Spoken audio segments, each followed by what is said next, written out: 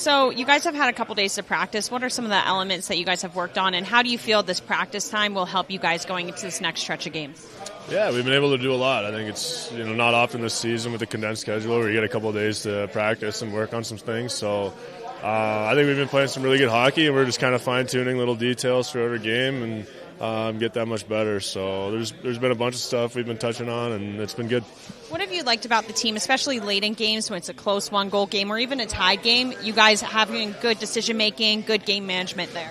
Yeah, I think we've been doing a pretty good job of closing games out. I think, there's been a lot of one-goal, really close games throughout the year that have kind of gone the wrong way for us. And, started to see that turn in the last couple of games, so that's a really good sign. And, I think just good puck management, good decisions, not forcing anything, and kind of just staying patient throughout the game.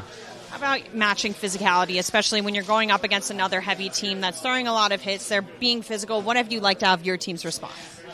Yeah, I think it's good. I think we're a team that can play a lot of different ways. I think offensively we can generate a lot. Defensively, I think we're really sound when we're playing well, and we can match physicality pretty well with a lot of teams. So we're a team that can play in your face with a lot of speed and get physical too. So yeah. Having these practices, how does it help speed up the game for you guys, especially when you can just go out there and perform and use that speed versus thinking and making these decisions? Yeah, I guess when you get to work on stuff and fine-tune anything, it kind of hopefully gets rid of questions that you have throughout the game, and you don't have to think as much. So, I guess just a little bit more practice and watching some more video and stuff help fine-tune it. Not much else than yesterday. Same old. I like the practice. Was a little bit more execution. Power play was flying, so I like that a lot. What does 3 days rest like this do on a stretch where you've had a lot of games in a short period of time? And when you're on a roll like this, would you almost prefer to keep games every other day?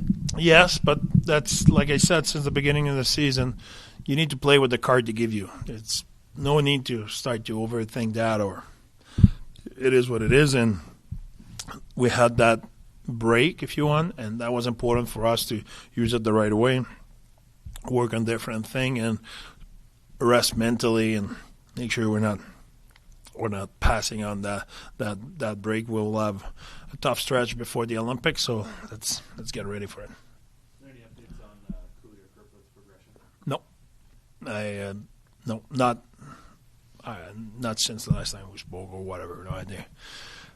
They didn't tell me they will practice yet, so they don't tell me anything unless I'm concerned about. Coach, the month of January has been good to you guys so far. I believe you got points in the last 7 games as well. What's maybe been? What are you noticing during this stretch that's been a positive? To be honest, I don't think we played better than we played in December. I think I mention here often, I think we've been pretty consistent. I think we're definitively happy to be home and had the opportunity to have what I would call a normal schedule, play every second day, instead to the stretch we had in December where it was heavy and everything. But I think since then, the schedule been a little bit lighter, a little bit more normal, help us to be fresh for our game. And I think we keep progressing in the way we manage the game, the way we approach the game, the way we have to think less about doing the right thing.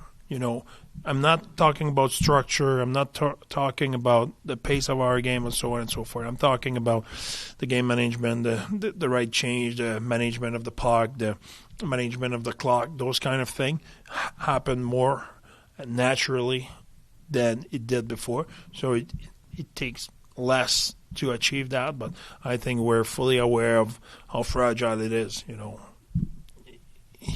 There's 5-8 games left before the break.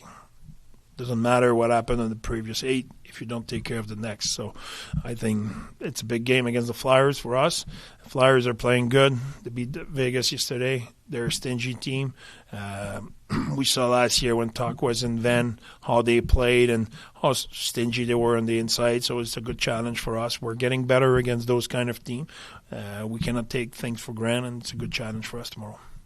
along the same lines as rest, mentally being able to take a step back from the game when the season is such a grind like this. For you, I don't know if there's anything specific that you do to take a little bit of a break. I know you are a workhorse. Yeah. But No, I didn't.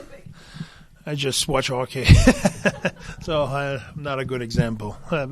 Just went to bed earlier and try to catch up on the rest and watch hockey. Andre, the other night, Schmidt and Marino finished the game. I want to say that D pairing was the top D pairing in the entire league in terms of a combined plus minus. And they're not, you watch them play, they're effective, but they're not flashy. And then that got me thinking about the sum of the parts and how in this sport it seems, you got the superstars and that, but you got to play as a team. Yeah. And when you look at the guys in your lineup, has that reached a high, a higher level or the highest level since you've been around, or the understanding that everybody has a role? Yeah, I think so. I think success brings that, and can be success as a team or success individually. I think we talked for years about Kels and Schmaltzy, how much you cannot explain that, and he's just clicked between two person, between two players. So it's a little bit what's going on with Schmaltzy, with Schmitty and Marines right now, where they push each other in their own way. They see the game, they understand the game, they want to please each other, they want to do the extra for each other. And I think that build up and what's going on. But I think it's like I said, we're trying to create that with Cools and Gunner a little bit, and there's Schmaltzy and Kels who already have that. And I shared that with you before. We had discussion with Kels, and he was talking about how it's tough to duplicate that. Having a guy who, it's not about how good he is, it's about how good of a fit they are and they think alike. And so that's a little bit Marines and Schmidt. Coach, talking about Nate Schmidt. Yeah. You knew what you were getting when he was acquired. Yeah. He's been a beloved teammate everywhere he's been. But through the really good times and the not so good times, can you give us a peek behind the curtain as to how he helps this team? That's what, Blaine Forsythe coached him in Washington, and you know of him. I know a lot of coach from Jerry Gallant, from other coach who coach him, and they all talk about how he was. So like you said, we knew what we got, but the difference is it's always when push comes to shove. Okay, how will he be then? And when there were crises, when there were high pressure moments, there were moments where it was tougher, he never wavered. Schmitty is Schmitty. He is what he is every day with you or with me or with his teammate. He doesn't change. So when those tough moments happen, you want to rely on those guys and you lean on those guys because he always had a positive attitude. He's been there, done that. So he remembers some situation happened in the past, and he bring that veteran leadership experience, which we talk a lot about Colsey, about guys like Sergei and other guys who won Stanley Cup, who've been there, done that, who understand that. He brings a lot of that, and the right way, the way you know him. There's no. What you see is what you got. He's no different when behind the curtain or when the heat is on or whatever. He is what he is, so that's well appreciated. When looking at the opponent you guys have tomorrow, just the numbers on paper look pretty similar. There are a lot of stat categories that align. When you are facing an opponent that closely matched, when it comes to your game plan and the margin of error is so small, what do you think of the matchup and where you can find that edge? Yeah, that league is so tight now.